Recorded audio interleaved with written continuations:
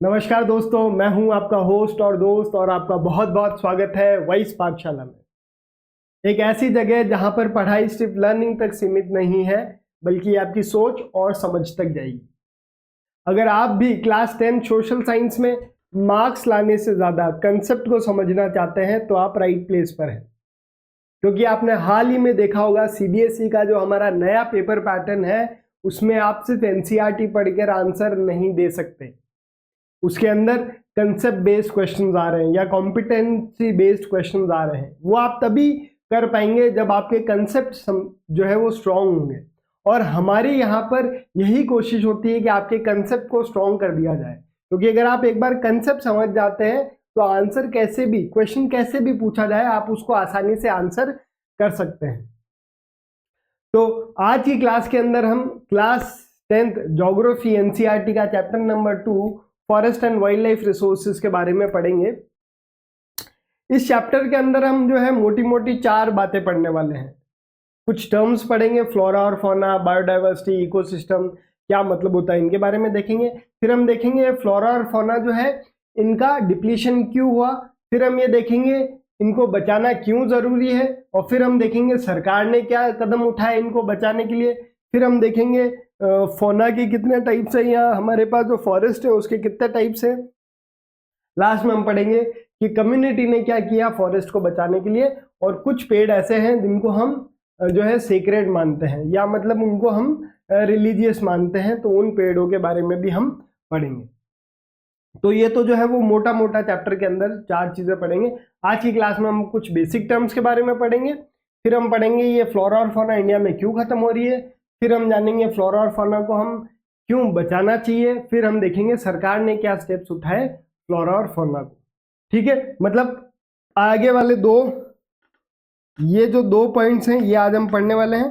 Project tiger और types and distribution of forest and wild life resource, community and conservation, ये हम next class में करेंगे। ठीक है, तो बिना किसी देरी के स्टार्ट करते हैं। सबसे पहले स्टार्ट करने से पहले मैं बता दूं, क्योंकि हमारा चैनल नया है, तो अगर आपको हमारा कंटेंट पसंद आ रहा है तो इस चैनल को जरूर से सब्सक्राइब कीजिए। इस वीडियो के लिए हमारे लिए सब्सक्राइबर्स का टारगेट जो है वो 50 है, लाइक्स का टारगेट 20 है और कमेंट का टारगेट 15 है। कमेंट में आप क्या कर सकते हैं, क्वेश्चंस पूछूंगा उसके आंसर दे सकते हैं, या आप अपनी तरफ से कोई सजेशन देना चाहते हैं तो वो भी दे सकते हैं। साथ साथ में आपको बेल आइकन भी दबा देना है ताकि कोई भी नया वीडियो आए आपके पास में उसका नोटिफिकेशन आ जाए।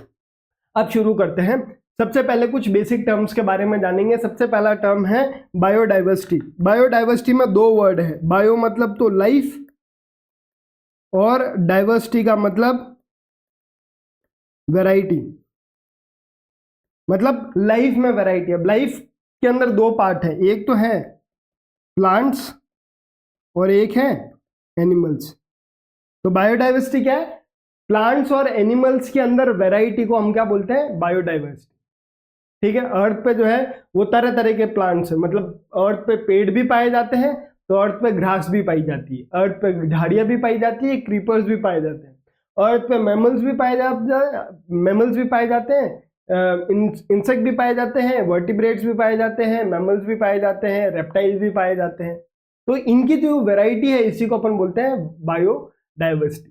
तो जिस कंट्री में बहुत ज्यादा तरीके के पेड़ और बहुत ज्यादा तरीके के जानवर, वहां पर अपन बोल सकते हैं वो कंट्री रिच है, किसके अंदर, बायोडाइवर्सिटी में। ऐसे ही इंडिया जो है बहुत रिच है बायोडाइवर्सिटी में। इंडिया में बहुत तरीके के पेड़ पौधे पाए जाते हैं। दूसरा वर्ड है इकोसिस्टम।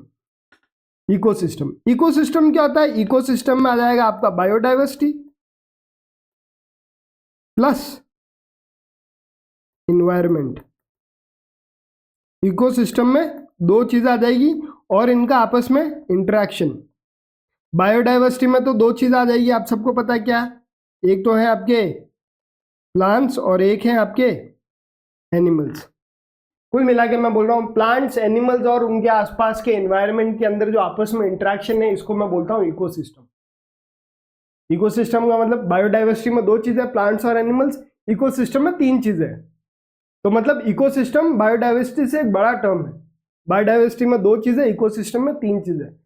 बायोडाइवर्सिटी में प्लांट्स और एनिमल्स की बात हो रही है, इकोसिस्टम में प्लांट्स, एनिमल्स और एनवायरनमेंट और इनका आपस में इंटरेक्शन। जैसे फ्लोरा के ऊपर डिपेंडेंट है फोना, और फ्लोरा डिपेंडेंट है इन्वायरमेंट के ऊपर, क्योंकि पेड़ पौधे अगर कहीं उगे हुए तो कहाँ उगे हुए हैं, सॉइल पे उगे हुए, और सॉइल किसका पार्ट है, इन्वायरमेंट का पार्ट है। ठीक है, तो इन तीनों का आपस के इंटरेक्शन को अपन इकोसिस्टम बोलते हैं। फिर एक टर्म आता है फॉरेस्ट। फॉरेस्ट क्या है, एक ऐसा एरिया जहां पर बहुत पेड़ पौधे उगे हुए हैं, और वो कैसे उगे हुए, नेचुरली, किसी आदमी ने जाकर उसको नहीं उगाया। समझ में आया, क्योंकि अगर आदमी जाके उगा रहा है तो फिर आपका खेत भी अगर, क्योंकि नेचुरली अगर अपन बात नहीं कर रहे तो आपके खेत को भी हम फॉरेस्ट मान लेते हैं, क्योंकि वहां पर भी एक बहुत बड़े एरिया पे बहुत सारे पौधे उगे हुए हैं, तो वो आपने उगाया और आप उसकी मेंटेन कर रहे हो। फॉरेस्ट का कोई मेंटेन नहीं करता या फॉरेस्ट को कोई उगाता नहीं है। ठीक है, तो फॉरेस्ट क्या है, एक ऐसा एरिया जहाँ पे बहुत पेड़ उगे हुए हैं, और वो पेड़ नेचुरली उगे हुए हैं, और उसका कोई भी ह्यूमन इंटरेक्शन नहीं है, या वो ह्यूमंस के ऊपर जो है डिपेंडेंट नहीं है। ठीक है, फिर एक टर्म आता है वाइल्ड लाइफ। वाइल्ड लाइफ का मतलब क्या है, ऐसे जानवर जिनको आपने पाला नहीं है और वो नेचर के अंदर रह रहे हैं, जिनको आपने पाला नहीं और वो नेचर के अंदर रह रहे हैं, या उनका जो वास्तविक घर है वहां पर रह रहे हैं। फॉर एग्जाम्पल शेर की बात कर लो, एक लायन है जिसको आपने चिड़ियाघर में लेके आ गए, और एक लायन है जो कि जंगलों में है, तो जो लायन चिड़ियाघर में है वो वाइल्ड लाइफ का पार्ट नहीं है। क्यों नहीं है सर, मैंने उसको पाला थोड़ी है, लेकिन वो अपने नेचुरल घर में भी नहीं रह रहा है। शेर का नेचुरल घर जंगल है, और वो कहाँ रह रहा है, जू में। एक शेर को आपने घर पे लाके पाल लिया, ठीक है, या आपने शेर को पाल लिया और वो जंगल में रह रहा है, तो वो भी जो है वो वाइल्ड लाइफ नहीं है। तो वाइल्ड लाइफ कहलाने के लिए दो चीजें चाहिए, एक तो अनडोमेस्टिकेटेड होना चाहिए और नेचुरल अपने हैबिटेट में रहना चाहिए। ठीक है, दो चीजें इसमें है। अब इसमें सब कुछ आ जाएगा, एक छोटे से छोटा ऑर्गेनिज्म से लेके बड़ी से बड़ी वेल, सब इंक्लूड हो जाएगा इसमें। ठीक है, एक टर्म हमारे सामने आता है फ्लोरा। फ्लोरा मतलब होता है प्लांट्स, फ्लोरा मतलब प्लांट्स, और फोना मतलब एनिमल्स। फ्लोरा मतलब प्लांट्स, फोना मतलब एनिमल्स। अब प्लांट्स जो है आप देखोगे कहीं पे आपको ट्रीज मिलते हैं, कहीं पे श्रब्स है, ग्रासलैंड्स हैं, फ्लावरिंग प्लांट्स हैं, नॉन फ्लावरिंग प्लांट्स हैं, कुल मिला के पेड़ पौधे कैसे भी हो वो सब किस में आ जाएंगे, फ्लोरा में। और फोना के अंदर सारे जानवर, मतलब एक छोटी से छोटी चींटी से लेके हाथी तक, एक ऑर्गेनिज्म माइक्रो ऑर्गेनिज्म से लेके वेल तक, इसके बीच में जितने भी जानवर हैं वो सब किस में आ जाएंगे, फोना के अंदर आ जाएंगे। ठीक है, India is diverse in wildlife, tiger, rhino, elephant, encompassing mammals, birds, fishes, insects and integral part of ecosystem. कुल मिला के इतना ही है। फ्लोरा मतलब सारे प्लांट्स, फौना मतलब सारे एनिमल्स। फ्लोरा या आप ऐसे भी बोल सकते हो, flora is equal to flower, तो flora is equal to plants, fauna is equal to animals. तीन अभी तक क्या क्या पढ़ा अपन ने। बायोडाइवर्सिटी का क्या मतलब होता है, प्लांट्स और एनिमल्स की वैरायटी को बायोडाइवर्सिटी बोलते हैं। इकोसिस्टम का क्या मतलब होता है, बायोडाइवर्सिटी प्लस इन्वायरमेंट। तो इकोसिस्टम में तीन चीजें, बायोडाइवर्सिटी में दो चीजें, क्योंकि बायोडाइवर्सिटी में सिर्फ लिविंग चीजों की बात कर रहे हैं, क्योंकि इन्वायरमेंट की बात करेंगे तो इन्वायरमेंट तो नॉन लिविंग है। ठीक है, फिर हमने बात की फॉरेस्ट क्या होता है, फिर हमने बात की वाइल्ड लाइफ क्या होती है, फिर हमने बात की फ्लोरा क्या होता है, फिर हमने बात की फौना क्या होता है। ठीक है, जैसे वाइल्ड लाइफ जो है वो किसका पार्ट होगा, फौना का। फॉरेस्ट किसका पार्ट होगा, फ्लोरा का। समझ में आया। अब मैं बोलता हूं इंडिया जो है वो बहुत रिच कंट्री है इन टर्म्स ऑफ बायोडाइवर्सिटी। इंडिया क्या है, रिच है किसमें, बायोडाइवर्सिटी में। इसका मतलब इंडिया में बहुत तरीके के तो प्लांट्स हैं और बहुत तरीके के एनिमल्स हैं। जब मैं बोलता हूं रिच है बायोडाइवर्सिटी में, इसका मतलब इंडिया में तरह तरह के पेड़ पौधे हैं और तरह तरह के जानवर हैं। फॉर एग्जाम्पल इंडिया एकमात्र ऐसी कंट्री है वर्ल्ड में जहां पर तीनों बिग कैट्स पाई जाती है, लायन, टाइगर और चीता। अब चीता तो हमने एक्सटेंड ही कर दिया, लेकिन पहले इंडिया में चीता पाए जाते थे, आजकल तो हम बाहर से लेके आए हैं, लेकिन फिर भी तीनों बिग कैट्स हमारे यहाँ पर पाई जाती है। ठीक है, और इंडिया में जितने भी अभी बायोडाइवर्सिटी हमारे पास है, इसमें और भी बहुत सारी ऐसी जो है पेड़ पौधे हैं जिसको अभी तक हमने डिस्कवर नहीं किया है। बहुत अभी हमारे पास पेड़ पौधे और हैं जिनको डिस्कवर करना बाकी है। तो कुल मिला के इंडिया जो है बहुत ही रिच कंट्री है इन टर्म्स ऑफ बायोडाइवर्सिटी। मैं ये भी बोल सकता हूँ इंडिया जो है बहुत ही रिच है इन टर्म्स ऑफ कल्चर या कल्चरल डाइवर्सिटी। इसका मतलब इंडिया में अलग अलग कल्चर फॉलो करने वाले लोग रह रहे हैं।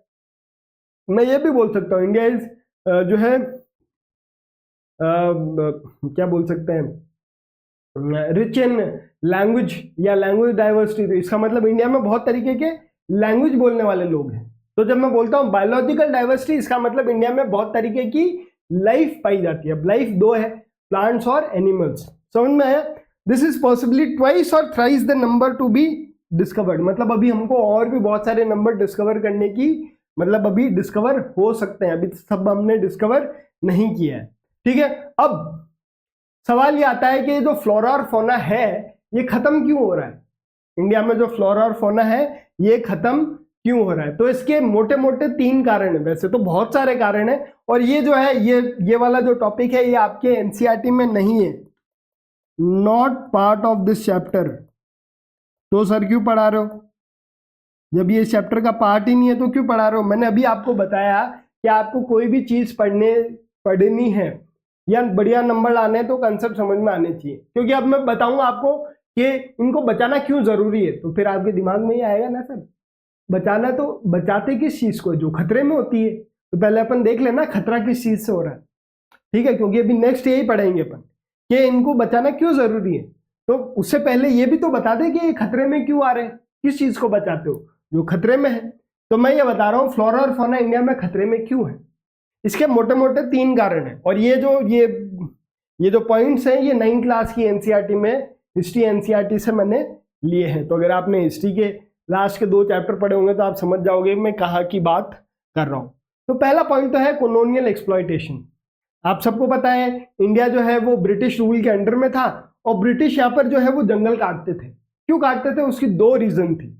एक तो ब्रिटिश उस समय इंडिया के अंदर रेलवे बना रहे थे, तो रेलवे के नीचे जो फट्टे लगते थे ना, आजकल सीमेंट के लगते हैं, वो पहले लकड़ी के लगते थे।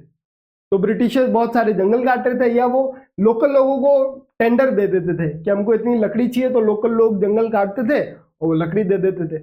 अब जब जंगल काट रहा है कोई आदमी, तो उसके अंदर जो जानवर रह रहा है जो कि फौना है वो भी खतरे में, मतलब फ्लोरा भी खतरे में और फौना भी खतरे में। पहला रीजन तो था कि रेलवे के लिए फट्टे चाहिए थे, इसलिए जंगल काटे। दूसरा रीजन क्या था ना, ब्रिटिशर्स जो है वो शिप बिल्डिंग पे बहुत भरोसा करते थे, क्योंकि उन लोगों को लगता था जिस कंट्री की नेवी बहुत स्ट्रांग होगी वो वर्ल्ड पे आराम से रूल कर सकती है, क्योंकि उस समय कोई एरोप्लेन तो होते नहीं थे कि आप एक जगह से दूसरी जगह एरोप्लेन से चले जाओ।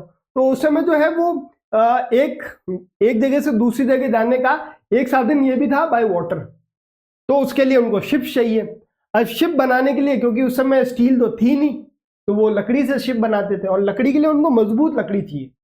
तो वो जिस लकड़ी से वो शिप बनाते थे उनके वहां पर वो लकड़ी खत्म हो गई थी, और वो इंडिया में उनको एक मजबूत लकड़ी मिली। तो वहां पे इंडिया में जो साल टीक वाले मजबूत लकड़ी वाले जो पेड़ हैं उनको इन्होंने काटना स्टार्ट किया, और यहाँ से लकड़ी वो जो है वो इंग्लैंड भेजना उन लोगों ने स्टार्ट किया। तो 2 कारणों की वजह से ब्रिटिशर्स ने यहाँ के जंगलों को क्या कर दिया, काट दिया। एक तो रेलवे एक्सपेंशन और एक शिप बिल्डिंग। इसकी वजह से जब जंगल काटे तो फ्लोरा खतरे में, और जब फ्लोरा खतरे में तो फौना जो उसके अंदर जानवर रह रहे हैं वो ऑलरेडी खतरे में ही है। दूसरा रीजन क्या है, एग्रीकल्चर एक्सपेंशन। अब आप सबको पता है कि इंडिया जो है वो वर्ल्ड की एकदम लार्जेस्ट पॉपुलेस कंट्री है। अभी तो हालांकि ऑफिशियली नहीं है, लेकिन हम मान के चलो कि इंडिया की पॉपुलेशन वर्ल्ड में सबसे ज्यादा है, फर्स्ट नंबर आ गए अपन, फर्स्ट रैंक पे है अपन। तो पॉपुलेशन बढ़ने से क्या दिक्कत है सर? पॉपुलेशन बढ़ने से फ्लोरा और फौना कैसे खतरे में आ रही है? अब आप देखो जैसे जैसे पॉपुलेशन बढ़ रही है लोगों के खाने की डिमांड क्या हो रही है, बढ़ रही है।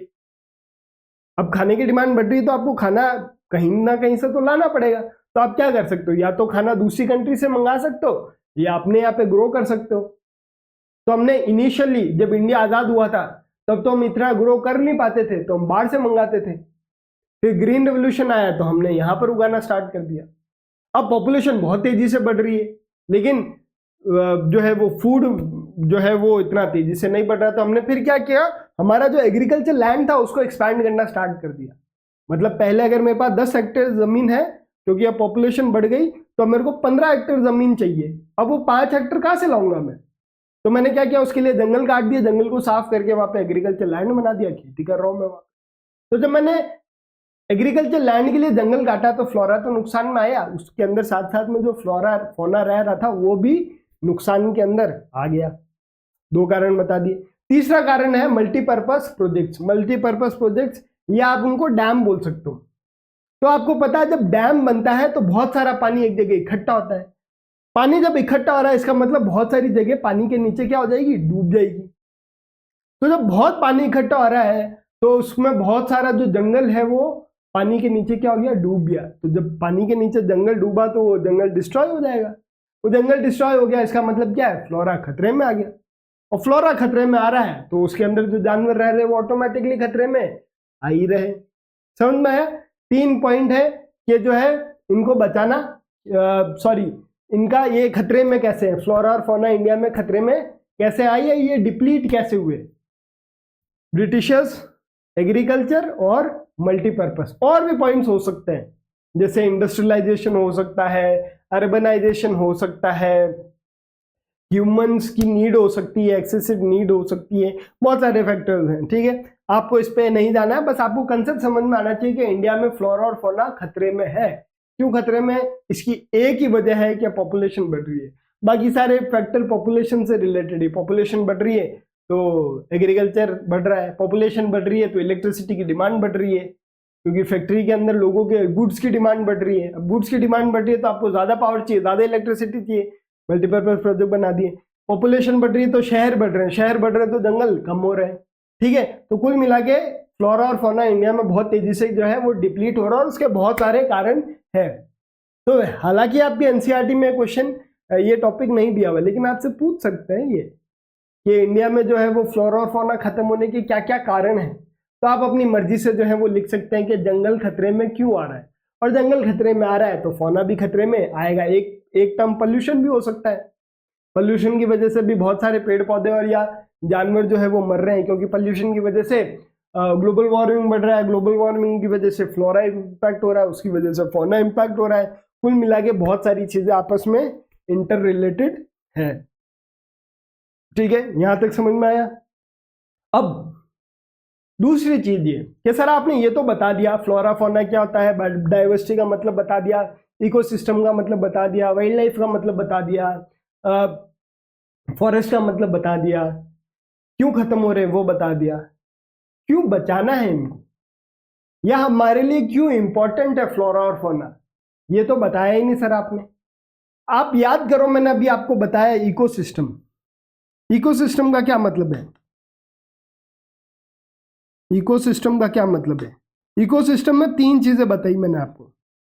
एक तो मैंने बताया आपको प्लांट्स, एक बताया आपको एनिमल्स। एनिमल्स में इंसान भी एनिमल्स में काउंट कर रहा हूं, ठीक है, या इसको प्लांट्स एनिमल्स मत लिखो, ये आप ऐसे लिखो, इसको लिखो एक को फ्लोरा, एक को फौना और एक को इन्वायरमेंट। इकोसिस्टम इन 3 चीजों से बनके मिलता है। और मैंने बोला कि मैंने जो है वो फ्लोरा को डिस्ट्रॉय कर दिया। फ्लोरा को क्या कर दिया? डिस्ट्रॉय कर दिया। तो कुल मिला के इकोसिस्टम को मैंने क्या कर दिया? डिस्ट्रॉय कर दिया। अब इकोसिस्टम डिस्ट्रॉय हो गया, उससे हमको क्या लेना देना सर, हम तो फौना का पार्ट है, हमको तो कोई फर्क ही नहीं पड़ रहा। अब मान के चलो जो आप खाना खाते हो ना वो किसका पार्ट है? फ्लोरा का पार्ट है। अब जब आप खाना जो खा रहे हो वो खाना आपके पास अवेलेबल ही नहीं है खाने के लिए, फिर आप जिंदा रह लोगे क्या? तो अगर फ्लोरा खतरे में आया तो फौना भी खतरे में आ जाएगा, फौना भी खतरे में आ जाएगा, और फौना खतरे में आएगा तो इन्वायरमेंट भी खतरे में आ जाएगी। फॉर एग्जांपल आपने एक जगह के सारे पेड़ काट दिए, तो जब पेड़ काट दिए तो क्या हुआ? पेड़ की जड़ें मिट्टी को पकड़ के रखती है, और जब पेड़ ही नहीं है तो मिट्टी एक जगह से दूसरी जगह उड़ जाएगी। तो इससे क्या है, इन्वायरमेंट का भी क्या है, नुकसान ही तो है। इन्वायरमेंट खुद का भी नुकसान है। पेड़ नहीं होगा तो जो है वो कार्बन डाइऑक्साइड को कौन जो है वो अब्जॉर्ब करेगा? तो अगर कार्बन डाइऑक्साइड को अब्जॉर्ब नहीं करेंगे तो टेम्परेचर बढ़ेगा, ग्लोबल वार्मिंग होगी, और ग्लोबल वार्मिंग बढ़ेगी तो इन्वायरमेंट भी क्या आएगा? खतरे में आएगा। तो कुल मिला के फ्लोरा और फौना बचाने की जरूरत है, फ्लोरा और फौना और इन्वायरमेंट बचाने की भी जरूरत है, क्योंकि इन्वायरमेंट हम इस चैप्टर में पढ़ ही नहीं रहे। इस चैप्टर में हम 2 ही चीजें पढ़ रहे हैं, एक पढ़ रहे फ्लोरा, एक पढ़ रहे हम फौना। ये भी सवाल आ सकता है, इन्वायरमेंट को बचाने की क्यों जरूरत है? फिजिकल एनवायरनमेंट को, फिजिकल एनवायरनमेंट में क्या आ जाएगा? इसमें आ जाएगा जैसे एयर आ गई आपकी, वाटर आ गया आपका, सॉइल आ गया आपका, लैंड आ गया आपका, सारी चीजें जो नॉन लिविंग थिंग है और आपके आसपास दिख रही है वो इसके अंदर आ जाएगी। तो अगर मैं बोल दूं इन्वायरमेंट भी खतरे में आ गया तो फिर इन्वायरमेंट खतरे में आएगा तो फौना खतरे में आएगा, फ्लोरा खतरे में आएगा। कुल मिला के ये सब आपस में इंटरडिपेंडेंट है, एक को भी खतरा आया तो बाकी को नुकसान होगा। तो अब आई होप आप इस पे आंसर लिख सकते हैं कि हमको फ्लोरा और फौना को बचाने की क्यों जरूरत है। फ्लोरा और फौना को हमको बचाने की इसलिए जरूरत है ताकि इकोसिस्टम जो है वो बना रहे, इकोसिस्टम का डिग्रेडेशन नहीं हो, बैलेंस जो है फ्लोरा फौना और एनवायरनमेंट के बीच में वो बना रहे, ह्यूमन लाइफ जो है वो एग्जिस्ट करती रहे, बाकी किसी जैसे कोई फ्लोरा या फौना है उसको नुकसान नहीं हो, क्योंकि एक ये जैसे पूरी चेन है। जैसे आप वाटर में ही देख लो, एक मछली दूसरे मछली को खाते है, ये वाली मछली इस मछली को खा रही है, ये वाली मछली इस मछली को खा रही है, बीच में से एक मछली को हटा दो तो ये क्या होगी, चेन क्या होगी, टूट गई।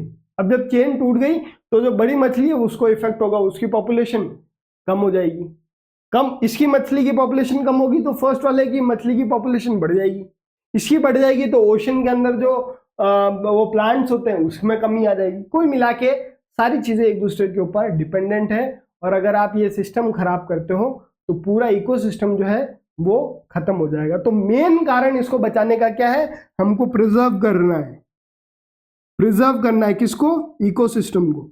और इकोसिस्टम में क्या है, फ्लोरा फौना और इन्वायरमेंट, एक भी नुकसान में मतलब सब नुकसान में, ठीक है। इसमें यही बताया, जैसे देखो इन एग्रीकल्चर जो हम खाना खाते हैं वो क्रॉप वेराइटीज अगर चली जाएगी तो हम खाना कैसे खाएंगे। फिशरीज जो मछली है या मछली पालन से लोग हैं वो एक्वाटिक डाइवर्सिटी बायोडाइवर्सिटी पे डिपेंडेंट है। वही बताया, एक मछली दूसरे मछली को खा रहे तो सारे आपस में क्या है, डिपेंडेंट है। क्यों बचाना है फ्लोरा और फौना को, इकोसिस्टम का बैलेंस बना रहे, इकोसिस्टम में डिग्रेडेशन नहीं हो। इकोसिस्टम में डिग्रेडेशन नहीं हो इसका मतलब फ्लोरा जैसा है वो फ्लोरा बना रहे, फौना जैसा है फौना बना रहे, एनवायरनमेंट जैसा है वैसा बना रहे। क्योंकि एक में भी कमी आई तो उसका इफेक्ट बाकी पे देखने को मिलेगा, उसका इफेक्ट वापस इसके ऊपर देखने को मिलेगा। तो ये जो सिस्टम है, जो चेन है, ये पूरी बिगड़ जाएगी अगर आप फ्लोरा फौना को नहीं बचाओगे। तो बहुत इंपॉर्टेंट चीज है ये फ्लोरा और फौना बचाना। तो इंडिया में 1960s के बाद 1960s 1970s के बीच में जो पर्यावरण प्रेमी या जानवर प्रेमी जो थे, मेरे को बोलना नहीं आ रहा है, कंजर्वेशनलिस्ट, ठीक है, कुल मिला के जो पेड़ पौधे बचाने की बात कर रहे हैं, ऐसे लोग जो कि सोशल एक्टिविस्ट है, तो इन लोगों ने बोला बहुत हो गया, अब फ्लोरा और फौना को बचाने की जरूरत है। अभी मैंने आपको बताया खत्म कैसे हो रहे थे ये, ब्रिटिशर्स की वजह से, एग्रीकल्चर की वजह से, डैम्स की वजह से। तो इसकी वजह से हमारा इकोसिस्टम डिग्रेड हो रहा है, इकोसिस्टम डिग्रेड हो रहा है, कुल मिला के ह्यूमंस उससे इफेक्टेड है, ह्यूमंस पे वो नेगेटिवली इफेक्ट कर रहा है। तो जो फ्लोरा और फौना को बचाने वाले लोग थे उन्होंने डिमांड करनी स्टार्ट की कि सरकार अब जो है इनको बचाने के लिए कुछ लॉज या पॉलिसीज या प्रोग्राम लेकर आए, क्योंकि अगर यही चलता रहा तो हमारा इकोसिस्टम डिग्रेड हो जाएगा और कुल मिला के ये जो बैलेंस ऑफ हार्मनी बनी हुई है या जो लाइफ है अर्थ के ऊपर, ये लाइफ ही क्या आ जाएगी, खतरे पे आ जाएगी। तो इन लोगों ने अपनी डिमांड रखी कब, 1960 से 1970s के बीच में। तो फाइनली 1972 के अंदर भारत सरकार एक नया लॉ लेके आती है। 1972 के अंदर भारत की जो सरकार है वो एक लॉ लेके आती है जिसको अपन बोलते हैं Indian wildlife protection act. अब एक्ट में क्या है, वाइल्ड लाइफ को बचाने की बात हो रही है, पौधों को बचाने की, पेड़ पौधों को बचाने की बात नहीं हो रही है। उसके लिए हम एक अलग लॉ लेके आए हैं, जैसे आप कोई भी पेड़ काट नहीं सकते हो, अगर आप ऐसे पेड़ काटते हो तो आपको जेल हो सकती है, ठीक है। तो पेड़ के लिए कौन सा लॉ था वो अभी हम इसमें नहीं पढ़ रहे, अभी हम पढ़ रहे हैं जानवरों को बचाने का लॉ। तो कब आया ये, 1972 में। तो एक नंबर का क्वेश्चन आ सकता है, Indian wildlife protection act कब आ रहा है, 1972 में। तो सरकार ने Indian wildlife protection act लेके आए, नाम में क्या कर रहा है, वाइल्ड लाइफ को क्या कर रहे हैं, प्रोटेक्ट कर रहे हैं। तो अब सर किस वाइल्ड लाइफ को प्रोटेक्ट कर रहे हैं, तो सरकार ने उसके लिए एक लिस्ट भी निकाली कि हम इंडियन वाइल्ड लाइफ को जो है वो प्रोटेक्ट कर रहे हैं। क्यों कर रहे हैं, क्योंकि ये वाइल्ड लाइफ जो है वो खतरे में है, क्योंकि अगर इनको अभी नहीं बचाया तो ये आने वाले टाइम पे पूरी ही खत्म हो जाएगी, ठीक है। तो सरकार ने वाइल्ड लाइफ प्रोटेक्शन एक्ट निकाला और फिर लिस्ट ऑफ प्रोटेक्टेड स्पीसीज कि हम कौन कौन से जानवरों को बचाएंगे, इसके अंदर उसकी लिस्ट भी इन लोगों ने दी। इसका एम क्या था, protect endangered species. Endangered species मतलब खतरे के अंदर, खतरे के अंदर मतलब अगर नहीं बचाया गया तो थोड़े टाइम में ये एक्सटेंड हो जाएगी, मतलब खत्म ही हो जाएगी, आपको फिर कभी देखने को नहीं मिलेंगे। फॉर एग्जाम्पल मैमथ, बड़े बड़े वो हाथी देखे, आइस एज मूवी देखी जिसमें उस हाथी के बहुत बड़े बड़े दांत होते हैं, तो वो एक टाइम पे एग्जिस्ट करता था, आज के समय में वो एग्जिस्ट नहीं करता। क्यों नहीं करता? क्योंकि इंसानों ने उसका बहुत शिकार किया होगा या क्लाइमेट चेंज हुआ होगा, कुल मिला के वो आज के टाइम पे नहीं है। एक साइबर टूथ आपने देखा होगा, एक वो शेर जिसके दो बहुत बड़े बड़े दांत होते, पहले पाए जाते थे, आज के टाइम पे नहीं पाए जाते। इंडिया में पहले चीता पाया जाता था, आज के टाइम पे नहीं पाया जाता। हालांकि रिसेंटली हम चीता वापस लेके आए हैं। एक टाइम ऐसा भी आया था कि इंडिया में टाइगर खत्म होने वाले थे, टाइगर खत्म होने वाले थे, कुछ 1500 कुछ ऐसी पॉपुलेशन बची थी। अगर हम नहीं बचाते तो आज के टाइम पे आपको टाइगर देखने को नहीं मिलता। जिम नेशनल कॉर्बेट पार्क और घूमने जाते हो ना, फिर किसके लिए जाते? टाइगर ही अवेलेबल नहीं है। तो सरकार ने जो जानवर एकदम खतरे में थे कि अगर इनको अभी नहीं बचाया तो थोड़े टाइम बाद ये खत्म ही हो जाएंगे, देखने को भी नहीं मिलेंगे। जैसे राजस्थान में एक पौधा है, गोडावन बोलते हैं उसको, ठीक है, ऑस्ट्रिच जैसा होता है जो कि उड़ नहीं सकता। ऑस्ट्रिच जैसा, ऑस्ट्रिच तो बहुत बड़ा होता है, छोटा ही होता है, ठीक है। वो अपने अंडे जो है वो घास के मैदान में ले करता है। अब उसकी जो है टोटल पॉपुलेशन 40 के आसपास बची है। गोडावन जिसको गिब बोलते हैं, ग्रेट इंडियन बस्टर्ड, राजस्थान में पाई जाती है, बाड़मेर वाले इलाके के अंदर। अब वो बर्ड है, वो इतनी खतरे में है कि उसको अगर नहीं बचाया गया तो वो खत्म हो जाएगी। राजस्थान की जो है वो तो बहुत ही गर्व की बात है कि यहाँ पर ही पाई जाती है, ठीक है। ये आपको जो है वो राजस्थान के बाड़मेर डिस्ट्रिक्ट, बाड़मेर बालोतरा डिस्ट्रिक्ट में आपको ये कभी कभी देखने को मिलती है, और लोग इसका शिकार करते हैं खाने के लिए। मतलब आप मानो जो स्पीसीज 40 ही है, मतलब वो 40 खत्म हो गए तो फिर नहीं मिलेगी, और लोग उसको शिकार करके खा रहे हैं, बताओ, ठीक है। तो इसलिए इनको बचाना जरूरी है। तो सरकार लॉ लेके आई कि अब अगर कोई शिकार करता हुआ पाया गया ऐसे ऐसे इन जानवरों का तो सीधा जेल, ठीक है। तो सरकार जो है वो लॉ लेके आई, Indian wildlife protection act 1972 में। उसमें उन्होंने लिस्ट निकाली जिन जानवरों को बचाना चाहते हैं। किन जानवरों को बचाना चाहते हैं? जो कि जानवर इंडेंजर्ड है, मतलब डेंजर के अंदर है, मतलब नहीं बचाया गया तो खत्म हो जाएंगे, ठीक है। तो अब इनको बचाने के लिए क्या क्या किया सरकार ने? तो सरकार ने सबसे पहले बोला कि ये जानवर जहां पर रह रहे हैं हम उनका घर बनाएंगे, या उनका अगर घर है तो उसको डिस्ट्रॉय होने से रोकेंगे। तो इनका घर क्या है? जंगल है। तो सरकार ने वो जो जंगल थे उनको प्रोटेक्ट किया, और ये इंश्योर किया कि ये जंगल अब आगे डिप्लीट नहीं हो, अब इनको कोई भी नहीं काटे, जितना काटा था वो काट दिया, और इन लोगों के लिए नए जंगल, या मान लो कोई जंगल था उसको बनाया कि अब ये इनका घर है, यहाँ पर कोई भी ह्यूमन इंटरफेरेंस नहीं होगा। तो पहला स्टेप क्या किया? सेंट्रल और स्टेट गवर्नमेंट ने नेशनल पार्क और वाइल्ड लाइफ सेंचुरी क्या की? स्टैब्लिश की, मतलब इनका हैबिटेट को क्या किया?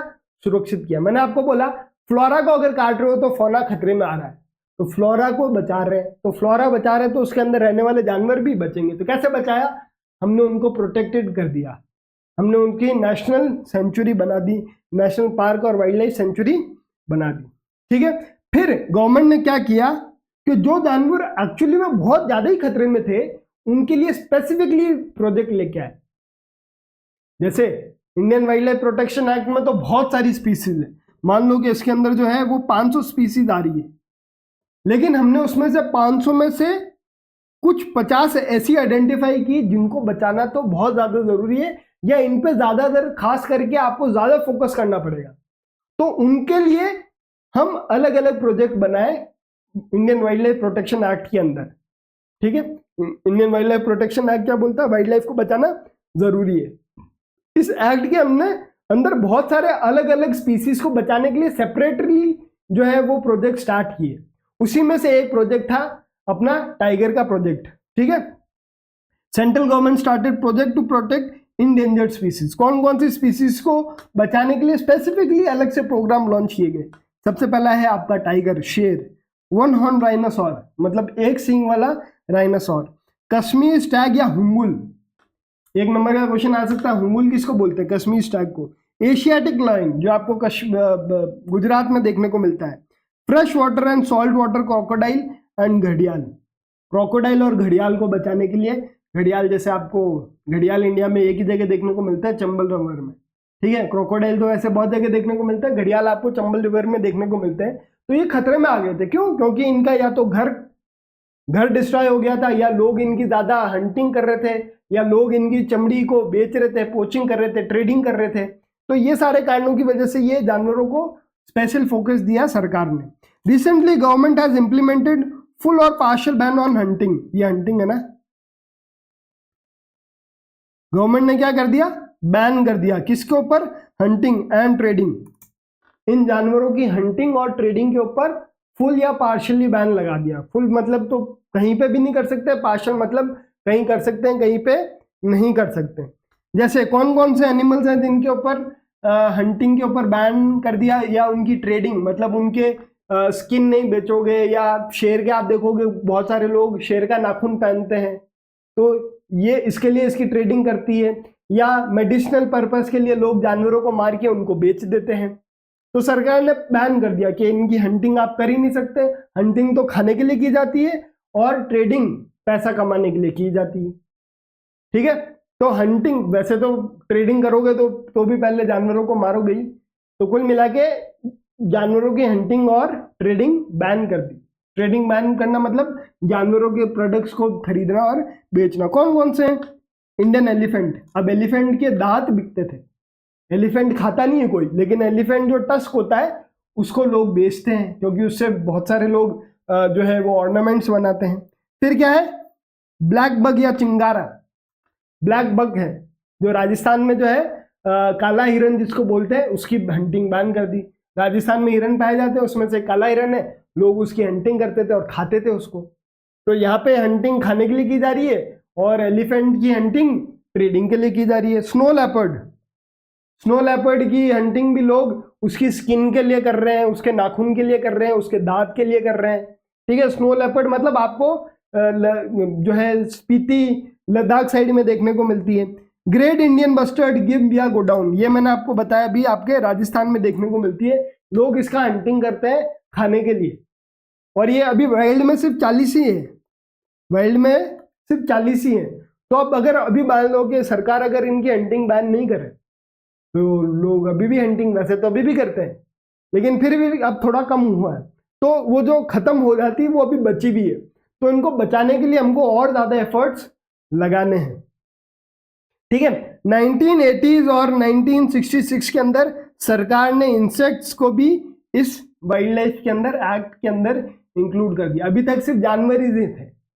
Indian wildlife protection act में 1972 से 80 तक सिर्फ जानवर ही है। सरकार ने 1980 और 86 के अंदर इसमें कुछ इंसेक्ट्स को भी जोड़ दिया कि इनको भी बचाना जरूरी है। अब वो कौन कौन से हैं? जैसे देखो, बटरफ्लाई हो गया, मॉथ्स हो गया, बीटल हो गया, ड्रैगन फ्लाई हो गया। सरकार ने बोला इनको बचाना भी जरूरी है, इनका खाना, इनकी हैबिटेट को बचाना भी जरूरी है।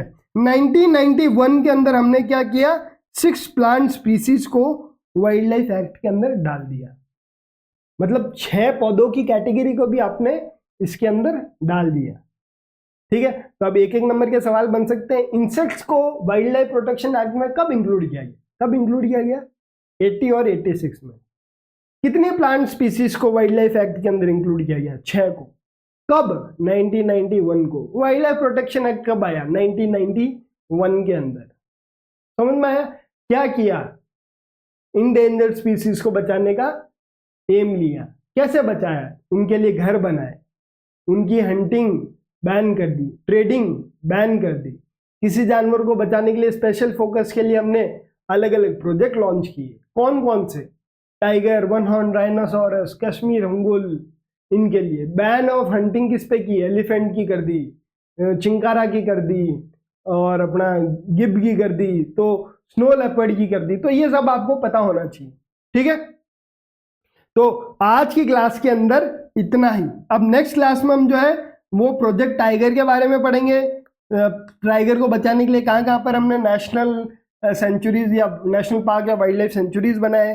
फिर जंगल के कितने टाइप हैं, 3 टाइप बताए हुए हैं यहाँ पर, ये फिर उनका डिटेल डिस्क्रिप्शन है। और फिर हम पढ़ेंगे लोगों ने जंगल और फ्लोरा को कैसे बताया, तो अलग अलग है। सरिस्का का है, फिर अलवर डिस्ट्रिक्ट का है, चिपकू मूवमेंट है, और जो है बीज बचाओ आंदोलन तैरी वाला है, और जॉइंट फॉरेस्ट मैनेजमेंट प्रोग्राम है। फिर सेक्रेड ग्रूव्स की बात करेंगे कि अलग अलग कम्युनिटी के लिए अलग अलग जो है वो सेक्रेड होते हैं। अब बात कर लेते हैं वापस से समरी की। आज की क्लास में हमने सबसे पहले पढ़ा बायोडाइवर्सिटी क्या होती है। बायोडाइवर्सिटी मतलब प्लांट्स और एनिमल्स की वैरायटी। फिर हमने पढ़ा इकोसिस्टम क्या होता है। इकोसिस्टम होता है प्लांट्स और एनिमल्स की वैरायटी, मतलब बायोडाइवर्सिटी प्लस इन्वायरमेंट। तो इकोसिस्टम में 3 चीजें हैं, बायोडाइवर्सिटी में 2 चीजें।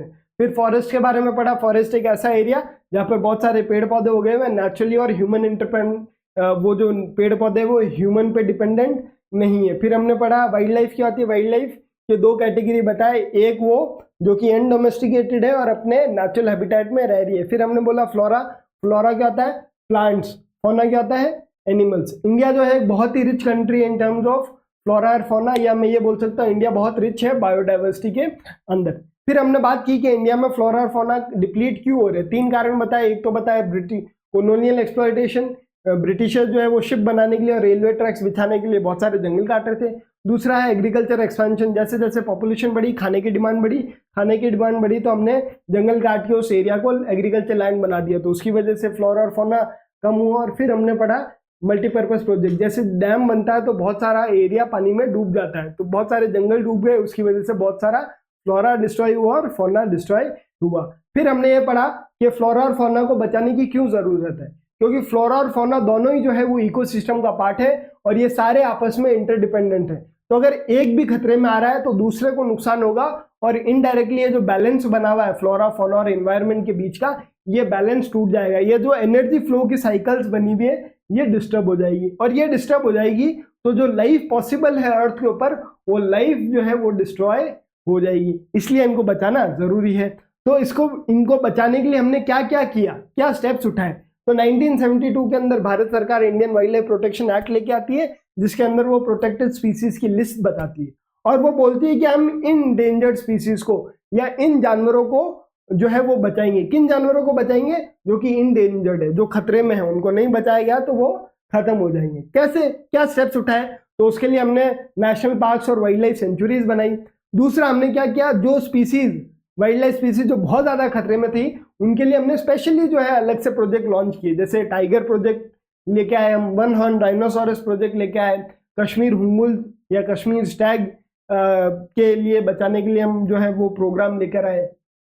उसके बाद हमने जो जानवरों की हंटिंग और ट्रेडिंग होती थी उस पर बैन लगा दिया। कौन कौन से जानवर हो गए उसमें, एलिफेंट हो गया आपका, स्नो लेपर्ड हो गया, गिब हो गया, ग्रेट इंडियन बस्टर्ड या गोडाउन हो गया, तो चिंकारा हो गया, इनको बचाने की हमने कोशिश की। फिर 1980s और 1986 में हमने पहली बार इंसेक्ट्स को भी जो है वाइल्ड लाइफ के अंदर डाल दिया। क्या क्या इंसेक्ट्स हैं, जैसे बटरफ्लाइज हैं, मॉथ्स है, बीटल्स हैं, ड्रैगन फ्लाई हैं।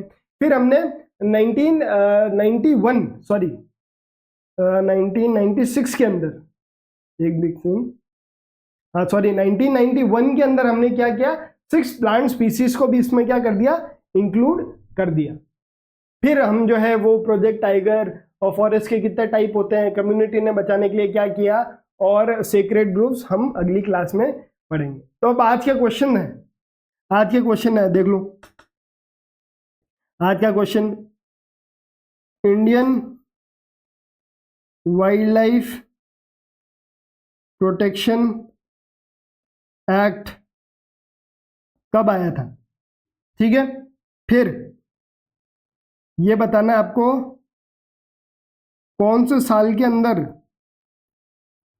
Insects were included in Indian wildlife protection act.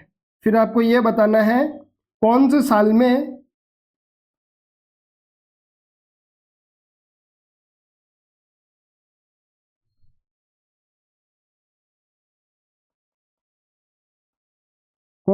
में कितनी species of plants were included in Indian wildlife protection act. तो ये 3 क्वेश्चन है। Indian wildlife protection act कब आया, इसका आंसर आपको बताना है। फिर यह बताना है कि कौन से साल में 2 बार हमने जो है अलग अलग सालों में इंसेक्ट को डाला है। फिर हमने कौन से साल में और कितनी प्लांट स्पीसीज को Indian wildlife protection act में डाला है, ठीक है।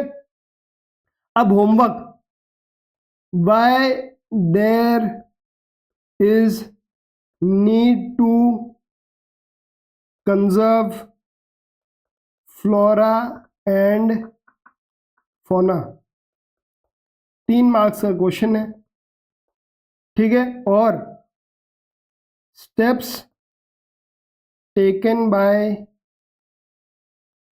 Indian government to conserve flora and fauna. ये 2 क्वेश्चन आपके लिए होमवर्क में है। एक तो है कि क्यों बचाना जरूरी है फ्लोरा और फौना को, और दूसरा इंडियन गवर्नमेंट ने क्या स्टेप्स लिए फ्लोरा और फौना को बचाने के लिए, ठीक है। ये क्वेश्चन है और ये आपके लिए होमवर्क है। अब नेक्स्ट कब आएगा, नेक्स्ट लेक्चर हमारा कब आएगा? नेक्स्ट लेक्चर जो हमारा आएगा वो आएगा वेडनेसडे को, वेडनेसडे शाम 4 बजे, वेडनेसडे शाम 4 बजे को हमारा जो है वो लेक्चर 2 आएगा, जिसके अंदर हम इस चैप्टर को खत्म कर देंगे, ठीक है। तो मैं यही लिख देता हूं, लेक्चर 2 क्या? Forest and wild life resources. तो अगले वाले चैप्टर के अंदर हम इसको खत्म कर देंगे, ठीक है। अब अगर आपको आज की क्लास पसंद आई तो एक बार मैं वापस बता देता हूँ, 50 तो है हमारे सब्सक्राइबर्स का टारगेट, 20 है लाइक्स का टारगेट और 15 है कमेंट का टारगेट। अगर आपको ये हमारा पढ़ाने का तरीका पसंद आया तो ज़रूर से लाइक कीजिए, शेयर कीजिए, सब्सक्राइब कीजिए, अपने दोस्तों के साथ शेयर कीजिए और बेल आइकन को ज़रूर से दबा दीजिए। आई होप आपको आज की क्लास पसंद आई होगी। हम मिलते हैं नेक्स्ट क्लास में, तब तक के लिए जय हिंद, जय भारत।